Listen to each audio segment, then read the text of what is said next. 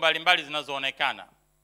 Upande wako wa kulia zipo nyingi sana za nyekundu nyekundu, kama ile klabu moja ya mtaa mmoja hapo, sitaki kuitaja, na kijani ama ni njano, sina uhakika. Halafu upande huu kuna nembo nyingine nyingi. Katika makampuni haya, kampuni ipi unayoipenda kuliko yote? TBL. Nyingine CRDB, Vodacom. Vizuri. Katika hizi kampuni ambayo wewe unahisi ni nzuri, ipi ambayo unaimiliki?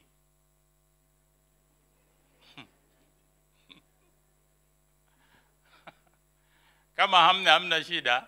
Leo nitakufundisha jinsi gani ya kuzichambua hizi kampuni ili uweze kumiliki na kufaidika. Basi jaribu uitafute hiyo pesa yako ukaikamate mbele ya safari tena. Usiende tu kuiflash, lakini unaweza ukaenda ukaicollect tena. Kwa hiyo kuna mabenki pale. Unaweka pesa sawa. Baoni nitakuelezea kwanza hadithi yangu. Mimi niliingiaje kwenye eneo hili la hisa. Halafu nitazungumzia maana ya hisa ni nini, faida kununua ama kumiliki hisa. Na hapa nitahitaji unisikize kwa makini kidogo. Halafu kabla hujanunua hisa, unatakiwa uangalie vitu gani? Kuna vitu unatakiwa uvifuatilie. Ukiweza kufanya vizuri, uwezekano wa kutengeneza faida ni mkubwa zaidi. Umesikia UTT wanasema wao wanawekeza sehemu mbili tu, kwenye hisa na kwenye mikopo. Kwa maana kwamba wanachukua sehemu ya fedha wanaenda kuwakopesha watu. Kwa nini wanaweka kwenye hisa? Kwa nini wewe usiweke kwenye hisa moja kwa moja?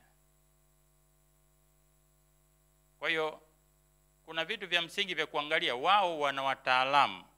Kwa hiyo uwezekano wao kutengeneza faida ni mkubwa zaidi kwa sababu wana team ya experts. Halafu tutaongelea kidogo njia 3 za kuzichambua hisa. Halafu tutaongea habari ya muda mzuri wa kununua ni lini na kuuza ni lini. Mambo yanabadilika, sio jambo jepesi sana, lakini tunaweza tukajaribu kupata vitu vichache vitakavyotusaidia. Halafu tutaongea changamoto, baada hapo maswali na majibu. Nia ni ule mzani. Umeuona ule mzani pale? Umeelemea wapi ule?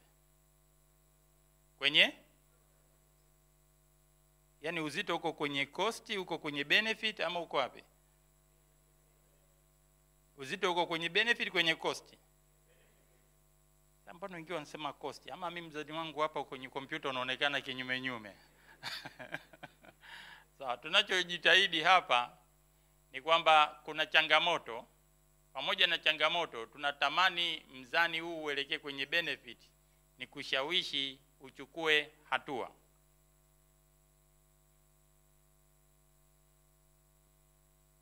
My story. 2004 nikiwa nimefanya kazi kwenye taasisi moja takriban miaka 7 hivi mfululizo, kampuni ya kimataifa. Yalitokea mabadiliko ya uongozi. Na wakati huo 2004 Mungu alikuwa amenijalia, nilikuwa ndio kaimu mkurugenzi mtendaji, acting CEO. Kwa nilikuwa nasubiria aje mkurugenzi mpya, na nilishakuwa recommended nikawe expatriate. Si mnaonaga wazungu wanakula bata huko mjini? Basi na mimi nilifikia stage hiyo. Nikaambia kwamba sasa kuanzia 2005 nitatoka hapa Tanzania, nitaenda kufanya kazi nje ya nchi, ambapo nitakuwa naangaliwa kama mtoto. Unalipiwa maji, umeme, soksi za mtoto shuleni, madaftari, vitu vya namna hiyo. Sasa basi Mungu anipe nini? Kwa nikawa nimekaa mkao tayari, na nilikuwa nimeshaomba nafasi 2-3. Nilishafanya kazi Ghana, nilishafanya interview Ghana na nchi nyingine, na zote walionyesha nia njema ya kunichukua. Nikamwambia subiria, akija CEO mpya utamfanyia orientation, halafu kimaliza orientation unaenda. Kwa nikawa kwenye mkao wa kuwa expatriate. Kaja bosi mpya akisema, kwa sababu mimi mgeni nahitaji unipe muda kidogo, tukae na wewe kama miezi miwili hivi. Kadiri siku zilivyokwenda, ile ndoto ilianza kuyeyuka. Hatukuivana, hatukuelewana. Nafikiri mtazamo wake kwangu na mtazamo wangu kwake havikuendana pamoja. Kadiri siku zilivyosogea, ni kama vile nilikuwa naonyeshwa mlango wa kutokea ofisini ni ule pale na utatoka for good. Ndoto iliyeyuka. Na mkubwa, wengi hapa wafanyakazi, usijaribu kushindana sana na mkubwa wako, yatakao kukuta ni mabaya. Tafuta tu jinsi ya kuishi naye, move on. Kwa hiyo basi mambo ya kwenda kama nilivyotarajia. Ilipofika mwezi Disemba, ilibidi ni resign. Kwa hiyo sikufanikiwa kwenda kule, na hata ile nilokuwa nayo nikaipoteza. Nilipotoka pale nilijiuliza swali moja tu: nitawezaje kuishi bila kutegemea mshahara? Hii mambo ya ajira kuna leo na kesho, huwezi kujua. Bosi akibadilika, mambo yanabadilika. Other people don't run from the organization, they run from the supervisor or from the leadership. So nikaanza kutafuta kitu gani nikikifanya nitaweza kupata fedha isiyoitwa mshahara.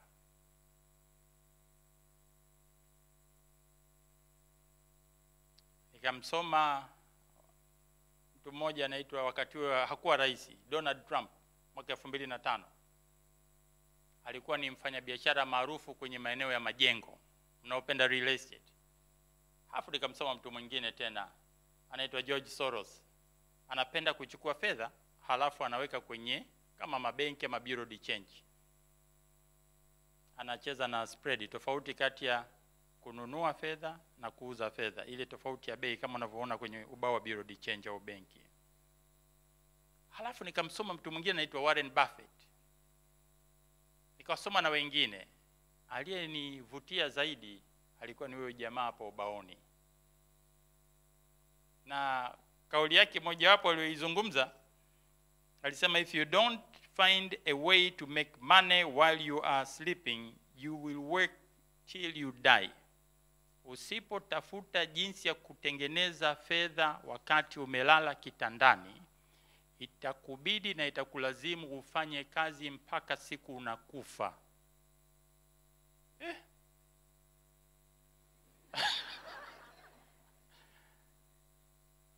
Hebu jiulize swali moja tu.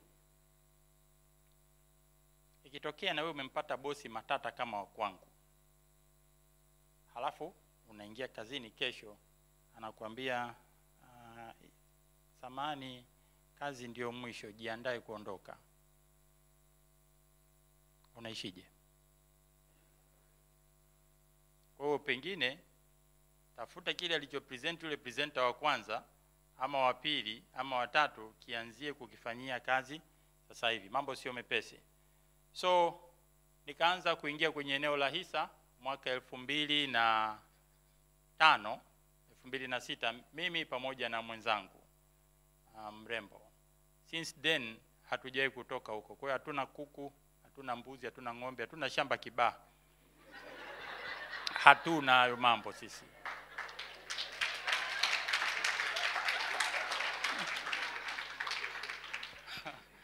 Hizi habari, mvua imenyesha bwana, tafuta jiko kaweke vifaranga. Yalinishinda mimi. Sio mabaya, ni choice tu kwenye maisha. Kwa mimi nikaamua hawa ndio kuku na vifaranga. Hisa maana yake ni nini? Kwa mimi nitazungumza vitu vichache, ukiweza kusoma kwenye ubao wewe soma. Hisa inawakilisha umiliki ulionao kwenye biashara. The ownership you are having in business. Wengi hapa mmekuja, mwingine sasa mimi nafanya kazi huku, mimi nafanya kazi huku. Wewe mfanya kazi tu. Wewe sio mmiliki wa hiyo kampuni. unaweza kuimiliki ukiamua kununua hisa. Wakikwambia kazi mwisho, unaambia fine. Kazi mwisho, mnaobakia hapa nyinyi ndio ambao mtanitumikia kunizalishia faida. Kiwango cha hisa ulichonacho kinaweza kuwa kingi ama kidogo, kikaamua sehemu ya asilimia ya umiliki ulionao kwenye biashara.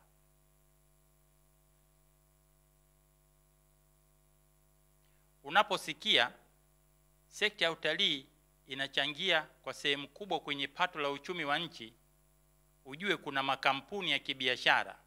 Ukimiliki sehemu ama kampuni nzima, then wewe utakuwa mmojawapo wa watu wanaofaidika na faida inayopatikana katika sekta ya utalii.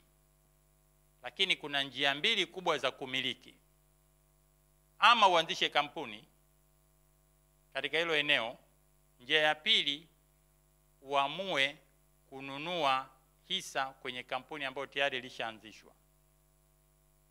Kumiliki hisa sio kumiliki kipande cha karatasi cha rangi ya blue. DSC nafikiri sijui wamo humu ndani. Wanatuaga vikaratasi fulani vizuri siku hizi vya rangi ya blue. Zamani ilikuwa kama rangi ya dhahabu hivi. You are not owning a piece of paper. You are owning a business ambapo ina faida mbalimbali kukusaidia mbele ya maisha. Nani hajaelewa maana ya hisa? Hakuna mtu tajiri duniani asiyemiliki hisa.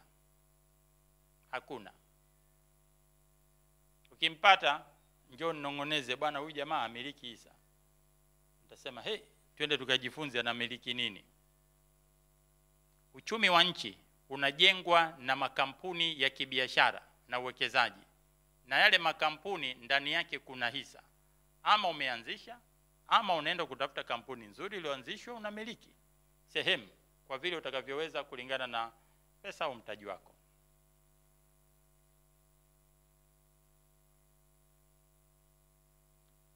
Faida ya kumiliki hisa zipo nyingi. Mimi nimechagua faida 9. Kwa hiyo nitazungumza tu faida 9, zisikilize kwa makini. Hizi nyingine sitazipitia. Kwa wakati wako unaweza ukazisoma. Faida ya kwanza, kwa Kiingereza tunaita capital gain.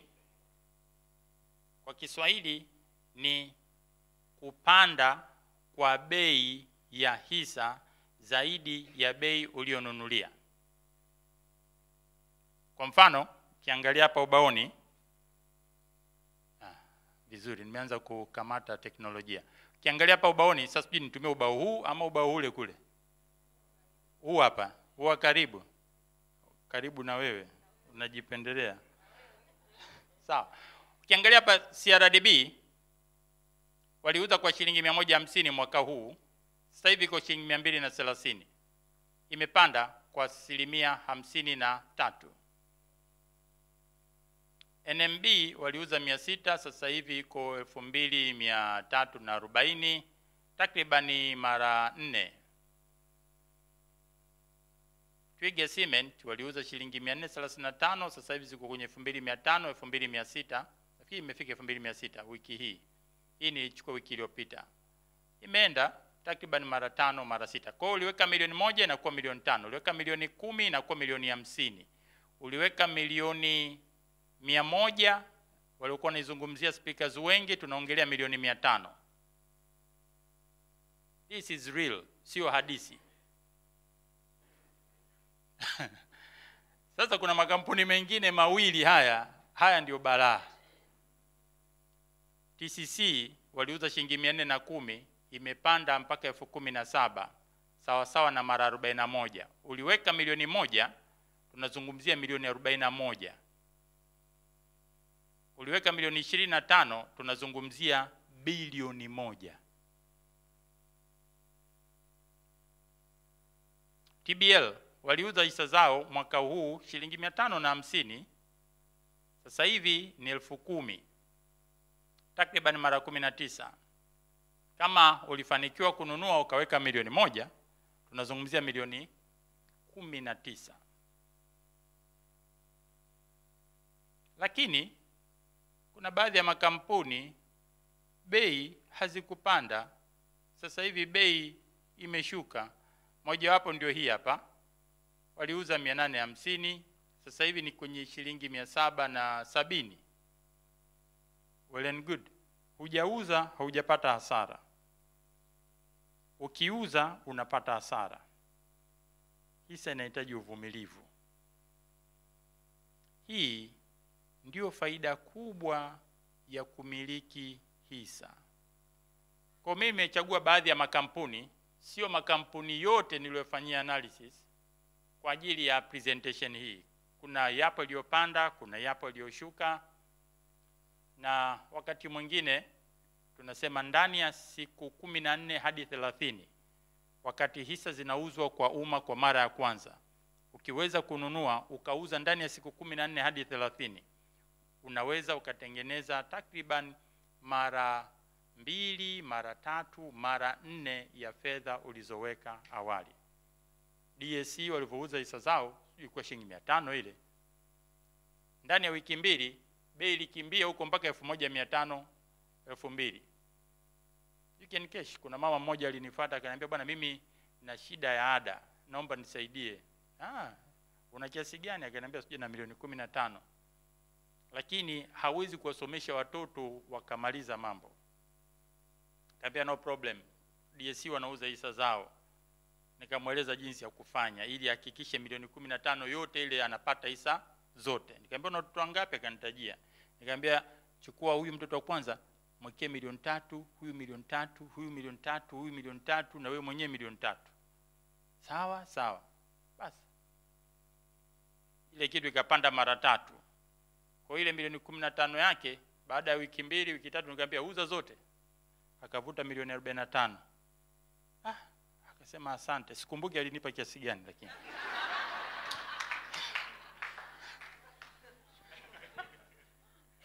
Kwa hiyo wengi mnaongelea hapa habari ya hisa, inapanda inashuka, inapanda inashuka kama bembea. Hisa ina tabia kama bembea vile. Utumbo unasikia unacheza ikishuka. Utumbo unasikia unacheza ikipanda. Lakini in the long run kuna uwezekano mkubwa sana bei ikawa imepanda. Hii ndio faida kubwa. Faida ya pili, gawio. Hapa nisikilizeni tena, kuna sehemu ambapo kiweza kupata vizuri, utapata vizuri zaidi. Gawio ni sehemu ya faida ambayo mtu anapewa kutoka kwenye kampuni. Kampuni ikitengeneza faida inaangalia sera yake ya gawio, dividend policy. Tunatoa 50% ya faida kwa watu wote waliomiliki hisa. Wanachukua ile 50% ya faida wanagawanya kwa idadi ya hisa, wanapata gawio kwa hisa, dividend per share. Halafu wanazigawa zile. Wanaweza kaamua kutumia sehemu ya gawio lao, sehemu ya faida yao ya nyuma kulipa gawio. Sasa kuna aina 2 ya gawio. Aina ya kwanza unapewa fedha taslimu kama unavyoiona ubaoni. Umeona zile sarafu zimejipanga hivi. Cash. Aina ya pili ambayo hii ndio nzuri zaidi, unapewa hisa kama gawio. Ukipewa 2 choices, unataka yai, unataka kuku, utachagua nini? Sawa. Utachagua kuku. Hivi kuku anatokana na nini? Kwa unachagua yai, unachagua kuku. Yai anatokana na nini? Sawa, ukipewa choices 2, chagua kuku, kwa maana chagua hisa, usichague fedha taslimu. Ukiwa na hisa itaendelea kuzalisha mchana na usiku, mchana na usiku. Ukiamua kuchukua fedha taslimu ni nzuri, lakini ukiitumia ile ndio imeshakwisha tena. Sasa kila kampuni ina jinsi yake ya kulipa. Ukiweza kuproject kwenye maisha yako, wale wafanyakazi nisikilizeni kwa makini, na hata wafanya biashara, kwa sababu wafanya biashara wengi wapishana na wafanyakazi, ni haso ile ile tu. Ukiweza kupata gawio zaidi ya gharama ya maisha yako, unaweza kuattain financial freedom. Narudia tena. Kama gharama zako za kuishi kwa mwezi ni shilingi milioni 1, ndio unaikimbilia kazini, tunafanya kazi kwa bidii, halafu ukasukuma fedha kwenye hisa, ukaweza kupata gawio la milioni 12 kwa mwaka, sawa sawa na milioni 1 kwa mwezi. Gawio lako ni sawa sawa na gharama yako ya maisha. Usipokuwa na kazi unaweza kuishi?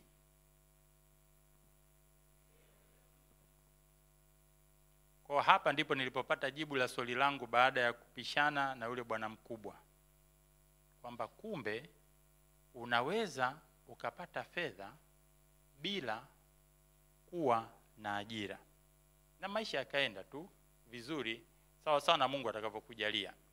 But you need to invest at least 5 up to 7 good years. Kiweza kipindi hiko, mambo yanaweza akawa mepesi zaidi. Lakini ukiwa na tamaa ya kusema hapa faida yake ndogo hapa, kwa hiyo kampuni yako ukifanya vizuri ukaamua kuipeleka kwenye soko la hisa ikasajiliwa, unaweza kupata fedha kule. Hata makampuni ambayo kwa mtazamo wangu na mtazamo wako hayafanyi vizuri, na yenyewe alipoenda yalipata pesa. Sijawahi kusikia kampuni iliyoenda ikatoka kapa. Haijawahi kutokea. Kila kampuni inatengeneza fedha. Faida ya pili, jinsi ya kutengeneza fedha kwenye soko la hisa ni 3. Ni kuichukua ile hisa yako iliyopanda thamani na kuipeleka benki kuombea mkopo. Sasa hii nizungumze tu kwa kutoa mfano mmoja. Fikiria, pengine tuchukue hapa TCC.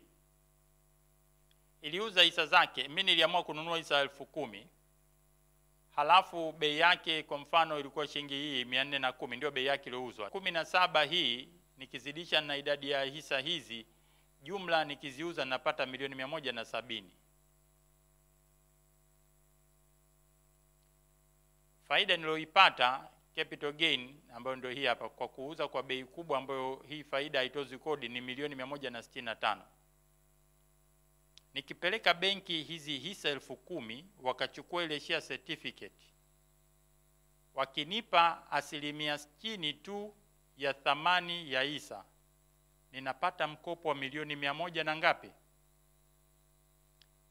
Napata mkopo wa milioni ngapi? Mimi mwenyewe pesa iliondoka mfukoni ni kiasi gani? Milioni ngapi? Milioni 4. Kutoka mfukoni ni kama milioni 5 tu. Basi nikachukua ule mzigo nikaenda kafanyia shughuli. Sasa wewe unachukua nyumba, ndugu yangu, nyumba yenyewe ndio hiyo hiyo. Mume yuko humo humo, mke yuko humo humo, watoto humo humo, extended family humo humo. Wakipiga bei hiyo, utarudi Uswahilini wewe. So, mambo ya mikopo kuyatamka ni rahisi, lakini mimi nakushauriwa kidogo makini. Inahitaji upige hesabu kisawa sawa, ndio unaweza ukacapitalize kwenye loan. Vinginevyo usije ukahisi wewe una akili kuliko bankers. Wale watu wamesomea ile kazi, they know wanajua jinsi gani ya kutengeneza pesa. Kwa hiyo inabidi uwe na maarifa kidogo zaidi ya banker, ndio unaweza ukachukua mkopo kwa faida yako na sio kwa faida yao, ama kwa faida ya wote wote. Kuna benki moja hapa juzi hapa nilienda kuchukua mkopo, basi wakanisumbua, wakanipa hela nzuri, namshukuru Mungu. Haikuwa ndogo. Ile ilikuwa kama karibuni $500 million. Wao niwaambia pige hesabu zao, wakapiga hesabu, wakasema hii ndio hesabu imekaa vizuri. Nikamwambia tusaini mkataba. Baada ya miaka 2 wanasema bwana umetulalia. Nikamwambia nimewalalia vipi? Masharti ni nyinyi mlioweka. Wazurumu, miaka 2 yote tumeenda vizuri. Huu mwaka wa 3 imekuaje? Subirini miaka 7 ijayo. Akasema hapana, hii kitu hailipi. Basi nikamwambia mnatakaje? Sasa nitupe tu ile ilobakia. Basi nikaachana nao. Nikajua hawa hawakupiga hesabu, walifikiria wamenilalia. Miaka miwili tukagundua nafikiri tumepiga hesabu vibaya. So kwenye mikopo sio jambo jepesi kama linavyozungumzwa. Wengi wanapoteza mali na utajiri na heshima yao kwa sababu tu hawakuwa makini kwenye jinsi ya kuchagua mkopo kukusaidia. Piga hesabu. Kuna jinsi ya kupiga hesabu vizuri. Sasa mimi sio benka, kwa hiyo mimi napiga hesabu zangu za mitaani kwa watu ambao walishawahi kufanya mambo vizuri. Faida ya 5 ya kumiliki hisa. Ninanunua hisa 10 ndio minimum shilingi 2,300. Lakini ikifika kule kuna kuku. Yaani yule kuku nemla thamani yake ni zaidi ya bei ya hisa. So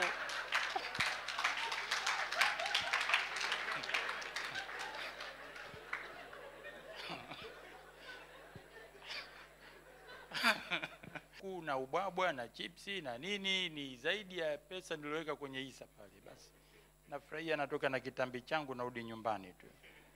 Sikio sili nyumbani. Faida ya 6 ni affordable price. Ukimiliki hisa, bei yake ya kununua ni nafuu. Wengi mnapenda real estate, lakini utanunua nyumba Upanga sijui kiwanja kiasi gani. Oysterbay sijui. Masaki sijui. Tunaongelea mabilioni ya pesa. Lakini kwenye hisa ukiangalia hapa bei ya chini kabisa shilingi 230. Unatakiwa ununue hisa 10. Hisa 10 ndio minimum, maana yake ukiwa na 2,300, 2,500 ushanunua. Ukiwa na 100,000 na 70,000. Kama ni TBL 10,000 shilingi takriban 100,000 unanunua zile hisa.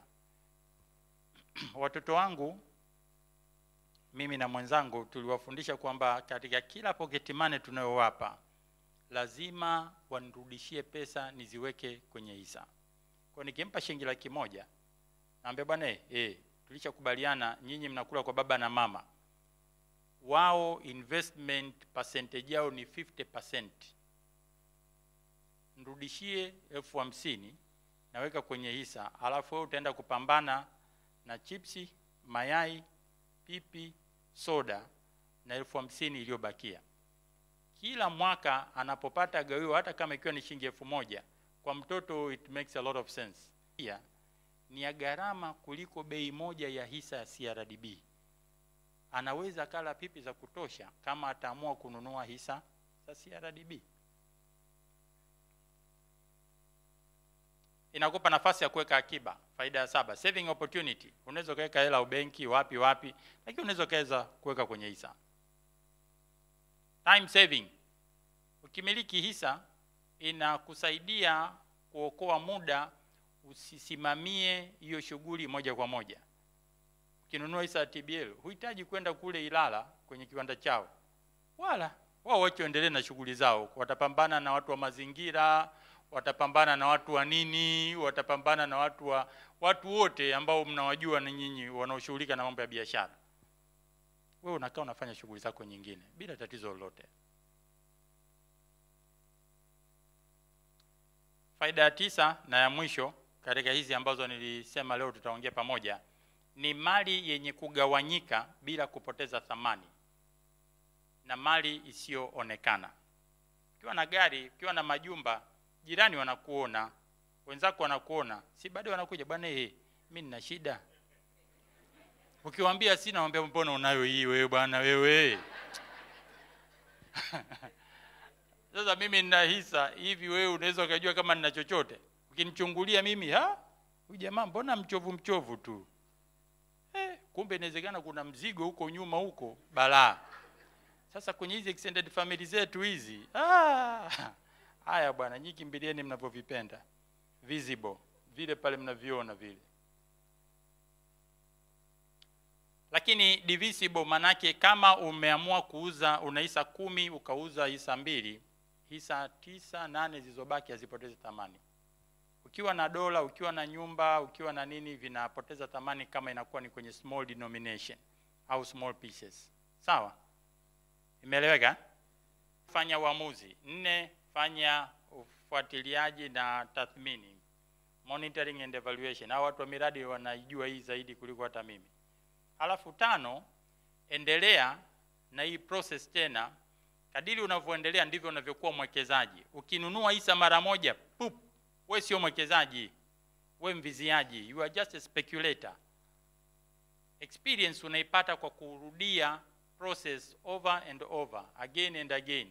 Pale ndio unapata experience. Nunua mara kwanza, nunua mara pili, nunua mara 3, mara 4, mara 10, mara 20, ndio unakuwa mahiri kwenye lile jambo. Sasa hiyo niliyowekea alama ndio nitakayo izungumzia zaidi.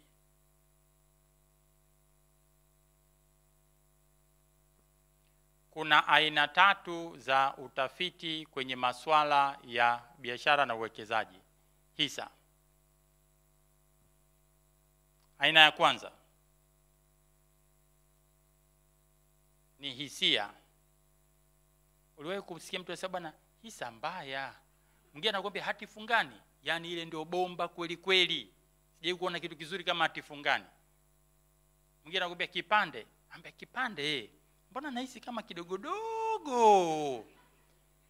Sasa utaratibu wa namna hiyo wa kuelezea hisia, wa kizuri kibaya, nichukue nisichukue kwa sababu nina mtazamo chanya na mtazamo hasi, huo utaratibu unaitwa sentiment analysis. Uchambuzi wa uwekezaji kwa kuangalia zaidi hisia na sio kuangalia mambo mengine ya msingi. Mimi nikikuuliza wewe hisa unaionaje? Wengi wangesema pengine mbaya. Wengine wanakuambia niliwahi kupata hasara. Mwingine anakuambia mimi kwa kweli sitaki kuingiza mkono wangu huko. Anaelezea tu ile personal sentiment alionayo based on the experience. Sasa hii sio uchambuzi mzuri kwa sababu una involve emotions, hisia, hazina uhalisia ndani yake. Njia ya pili ya kuchambua masuala ya hisa ama uwekezaji na biashara kwenye eneo lolote lile tunaita ni technical analysis. Technical analysis ni kuelezea kitu kwa kuangalia mwenendo wa bei. Kwa mfano, utasikia wengi wanasema bei ya hisa imepanda, bei ya hisa imeshuka, bei ziko juu, bei ziko chini. Ni kama kile kidude cha kupima joto. Na siku hizi kuna corona hizi ndio vile vidude si tunavijua jamani. Ikifika 36 wanakuambia mambo safi. Ikifika 37, 40 wanaambia subiri kidogo. Kama kwenye hoteli yetu subiri kwanza. Mpaka tukakupime vizuri zaidi. Sasa ukisikia mtu anazungumzia exchange rate imepanda, exchange rate imeshuka, huyo yuko kwenye technical analysis. Bei ya hisa imepanda, bei ya hisa imeshuka, yuko kwenye technical analysis. Bei za viwanja zimepanda, bei zimeshuka, huyo yuko kwenye technical analysis. Njia ya 3 ambayo ningetamani wengi tuizingatie ni hii hapa. Inaitwa fundamental. Kwa Kiswahili sijui tunahitaji njia ya msingi ama mambo muhimu. Sasa hii imegawanyika kwenye maeneo mawili. Eneo la kwanza unaangalia aina ya biashara. Hiyo biashara unataka kununua hisa ikoje? Kwa unajiuliza biashara ni nini, ipo kwenye sekta gani, ni bidhaa gani, business model yake ikoje, wana wateja kiasi gani, unawezaje kumbana mteja asikutoke, asikukimbie, unawezaje mteja kuondoka, nani yuko nyuma ya biashara, nani ni kiongozi, bodi ikoje. Good management brings money. Bad management it's money. Haitengenezi, yenyewe na consume tu, ina spend tu, lakini kuongeza thamani inakuwa ni ngumu. Kwa unaangalia tu biashara ilivyo. Ukiona biashara inachukua muda mrefu sana mtu kukuelezea, ujue unatapeliwa. Narudia tena. Ukiona mtu anachukua maelezo, bwana njoo ujiunge huku, vipi? Mnafanya nini? Ngoja kukuelezea itabidi nichukue muda. Yaani ukisikia tu hiyo kauli, ujue unatapeliwa. Mimi nikikuuliza, hivi CRDB kazi yake ni nini? Utasemaje? Core function ya CRDB, core business, banking, period. Neno moja tu. NMB, DSE, TBL, TCC, Niko,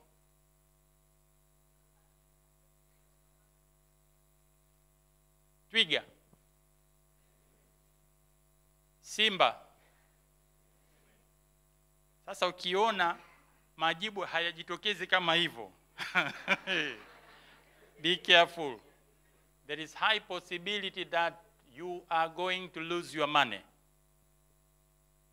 Inatakiwa pap pap pap pap, hata kama hujapatia kila kitu, but at least you know the core business, the core mission of the organization. Sehemu ya pili hii hapa kidogo naomba tusikilizane kidogo. Utaweza kusikia kizunguzungu kama wewe una allergy na hesabu, lakini hii ndio kitu muhimu kuliko kitu kingine. Ndio maana nasema ni fundamental, mambo ya msingi. Sasa hapa kwenye mambo ya msingi hapa kuna indicator kubwa 5 ambazo unatakiwa uzitumie ili zikusaidie ama ununue ama uuze hisa, ama ununue biashara ama usinunue biashara. Rafiki yangu mmoja alikuja akaniambia, aisee, nauza hii biashara yangu. Nikamwambia, hebu nione hesabu zake. Hai, unauza shilingi ngapi? Akaniambia, sijui kuna mtu anataka kununua shilingi milioni sijui 10. Milioni 10. Mimi kupiga hesabu ile biashara thamani yake ni kama milioni 100 hivi. Sasa huyu jamaa hajui anauza almasi huyu. Nikamwambia, ina faida ndio. Nikamwambia tuanzie hapa, mpandishie bei huyo jamaa. So indicator 5. Nitajitahidi nielezee kwa kifupi. Uhitaji kuzijua na kucompute. Unachohitaji, mtafute broker, mwambie niambie hii ikoje, hii ikoje. Halafu ukione na miti hizi nitakazokufundisha, then unanunua ama unauza. Indicator ya kwanza inaitwa price earning ratio. Inatafuta uhusiano wa bei ya hisa. P ina stand for share price. CRDB shilingi 230 ndio price. Earning ni faida kwa kila hisa. Kwa ukichukua bei ya hisa ukigawanya kwa faida kwa kila hisa, ukiona umepata 1 hadi 5, ujue hiyo hisa ni extremely cheap. Cheap, but not very cheap. Ukiona umegonga 20 kwenda mbele, ujue hiyo kitu kidogo ni expensive.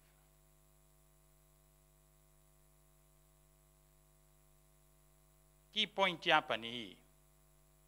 It measure whether what you are buying is cheap or expensive. Sasa mimi nimefanya hesabu wiki iliyopita ya makampuni 1, 2, 3, 4 kama 6 hivi. Hii ndio decision criteria. Wa kwanza anaitwa CB, amepata 4. Ukiwa na 4, kwa kuangalia hapa, ni cheap, ni expensive? Ni very cheap. Hii kampuni ya pili yenye 6, hii hapa yenye 38, unatakiwa ufanyeje? Uuze. Kwa hakunaga bei mbaya kwenye soko la hisa. Bei ikiwa juu manake uza, bei ikiwa chini manake nunua. Hapa nikikuuliza wewe, hisa ya kununua ni ipi na ipi na ipi?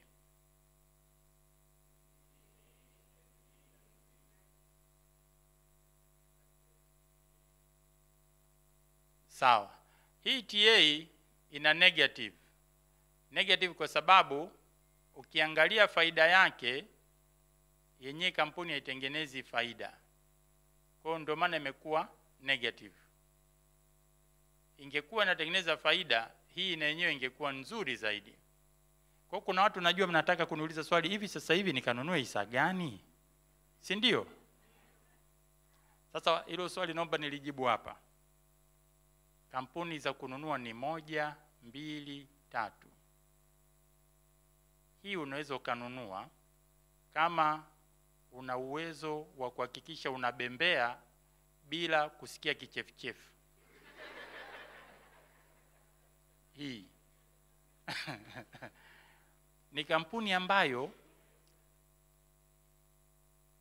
soon haitokuwa inatengeneza hasara kwa mwenendo wake huu.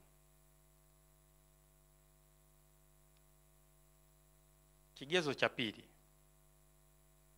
Kigezo cha pili cha msingi cha kukusaidia kufanya uamuzi ni kuangalia uhusiano uliokuwepo kati ya thamani na bei.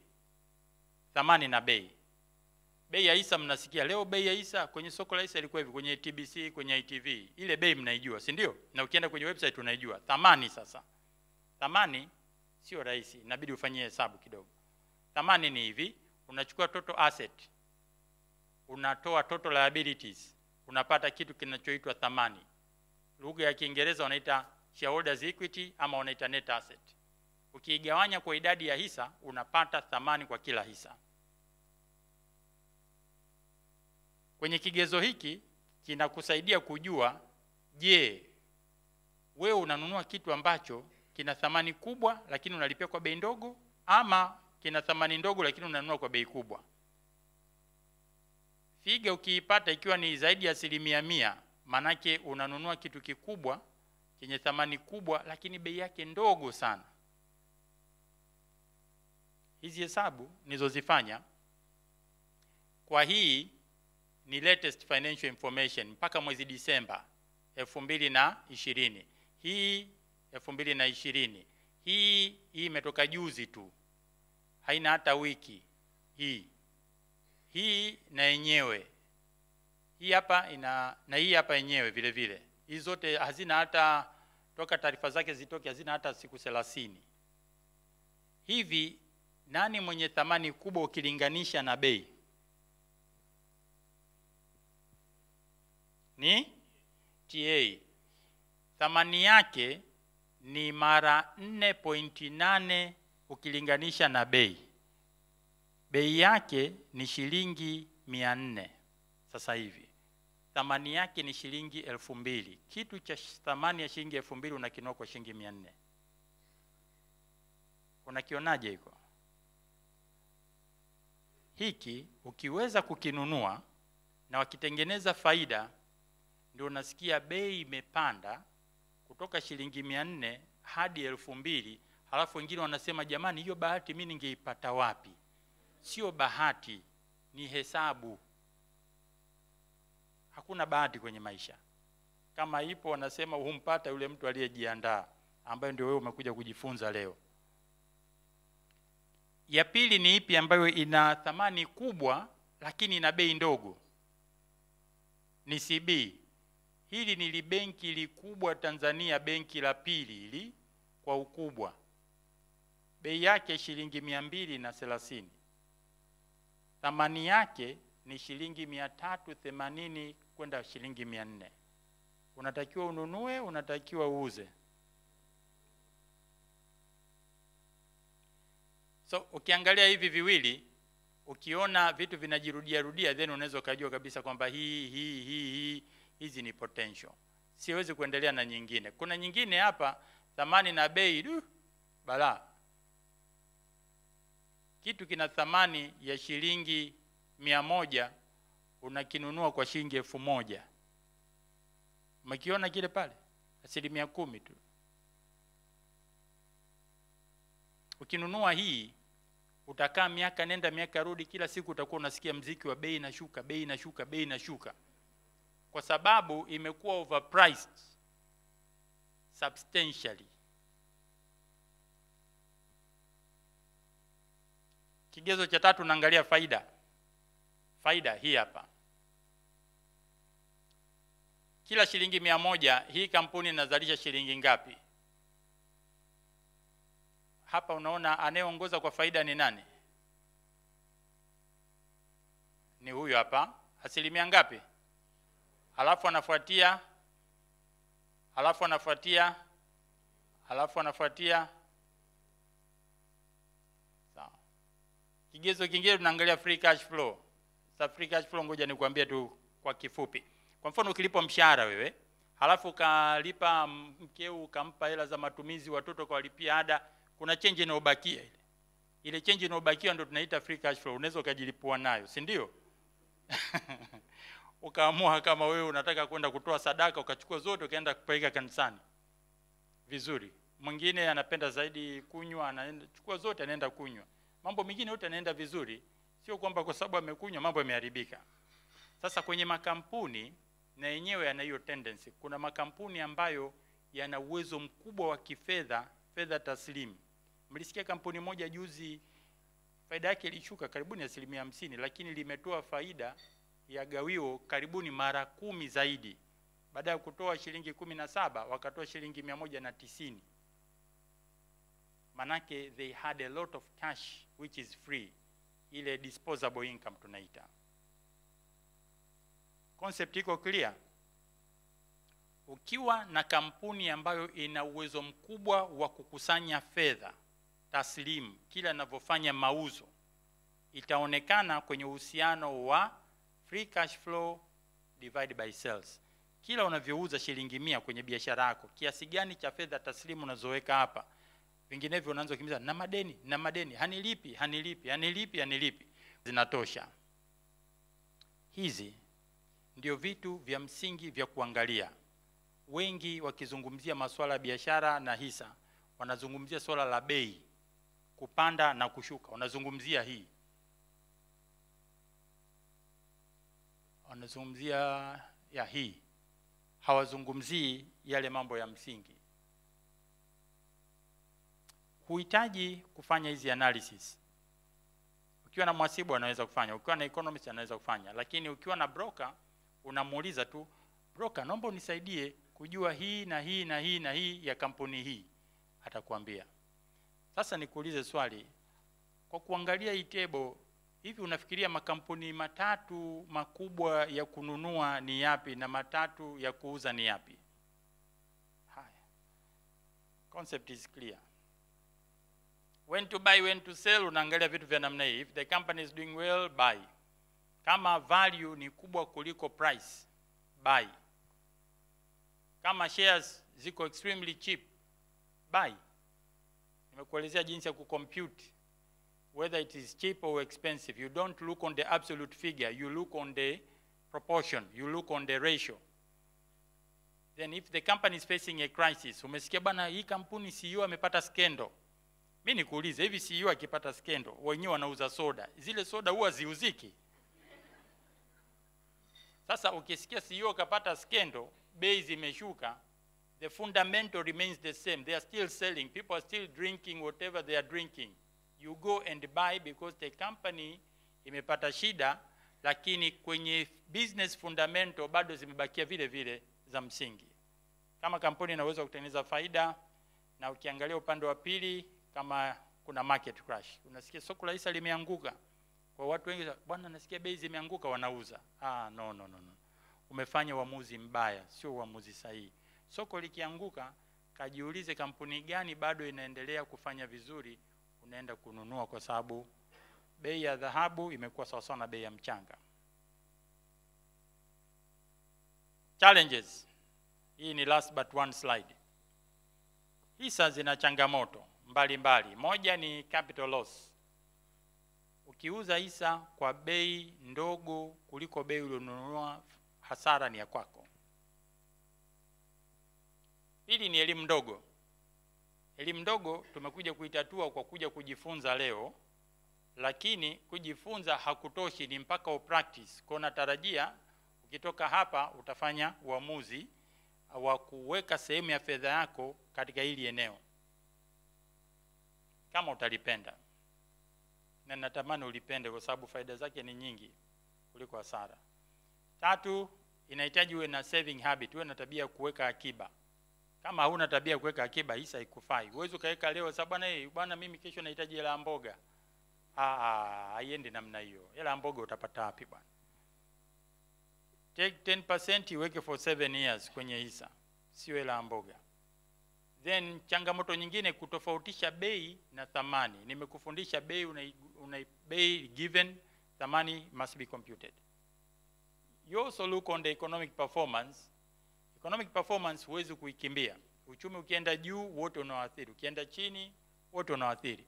What you need to do is to adjust yourself kwa kuchagua kitega uchumi ambacho kinaambatana na mazingira yatakayokusaidia kutengeneza faida sasa na mbeleni.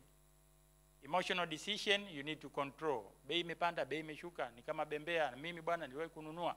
Rafiki yangu hapa mmoja nimemsikia anasema nilinunua India. Mara ghafla nikaambiwa bei imeshuka, good news hazikutokea tena. Yani kweli, but try to minimize emotions, look on the facts, fundamentals, make decision on the fundamentals. Liquidity inaweza katokea kwa maana kwamba una hisa unataka kuuza, hakuna mnunuaji. Sasa ikitokea kitu cha namna hiyo unaita liquidity problem. Hakuna mtu ambaye anaweza kununua kwa wakati huu kwa bei hiyo ambayo ulitamani uiuze. Liquidity. Ukilinganisha faida na hasara, still faida ni nyingi kuliko hasara. Kwa sababu hisa tunaongelea biashara na hakuna uchumi unaweza kusurvive bila biashara.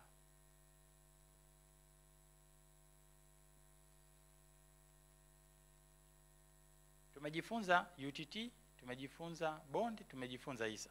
Mimi ukiniuliza tukivicombine vyote vitatu, what is our conclusion? Mimi nitakwambia kitu hiki. Save your money, UTT. Chukua pesa, kazijaze kidogo kidogo, kadundulize wapi? UTT. Halafu zichukue zile pesa, zipeleke kwenye mshale mwekundu, DSE, for wealth creation.